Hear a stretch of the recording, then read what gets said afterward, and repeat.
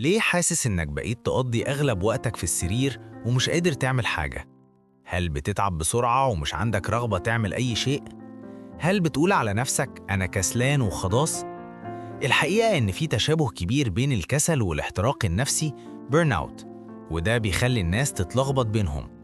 الاحتراق النفسي هو حالة تعب شديد نفسي وجسدي وعقلي، بيجي بسبب ضغط كبير ومستمر وعدم القدرة على تحمله.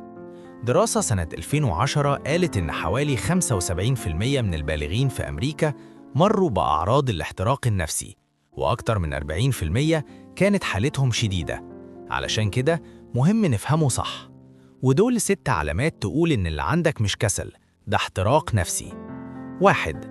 حاسس إنك منفصل عن كل شيء، كأنك بتعيش يومك على طيار آلي، مش حاسس بنفسك ولا بأي حاجة حواليك، كأنك بتتفرج على حياتك من بعيد.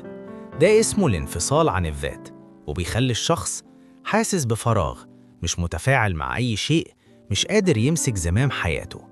2. كنت زمان شخص نشيط ومتحمس. الكسل صفة ثابتة، الشخص الكسول دايما كده، لكن لو كنت مجتهد طموح بتسعى وتنجح وبعدين فجأة بقيت تعبان فاقد الشغف مش مهتم، ده غالبا احتراق نفسي مش كسل. 3. كنت بتحب حاجات وبقيت مش طايقها. الشخص المحترق نفسيا كان عنده شغف، رياضة، موهبة، دراسة، شغل، بس دلوقتي مش حاسس بأي متعة فيها، بل أحيانا يبتدي يكرهها لأنه ضغط نفسه فيها زيادة عن اللزوم. 4.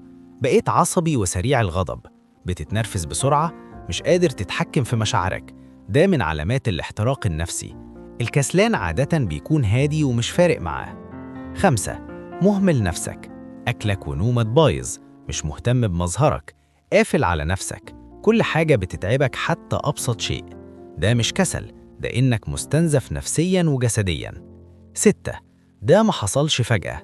الاحتراق النفسي بيجي على مراحل. مرحلة الحماس، بداية الضغط، ضغط مزمن. الاحتراق احتراق مزمن. من بدري الحماس بيقل، الأداء يضعف، الطاقة تختفي. وفي المرحلة الأخيرة التعب يبقى دائم، الاكتئاب والقلق يزيدوا، العلاج يبقى أصعب. الخلاصة، لو حسيت بالعلامات دي أنت مش كسول، أنت مرهق نفسياً، والأهم طلب المساعدة بدري بيخلي التعافي أسهل بكتير.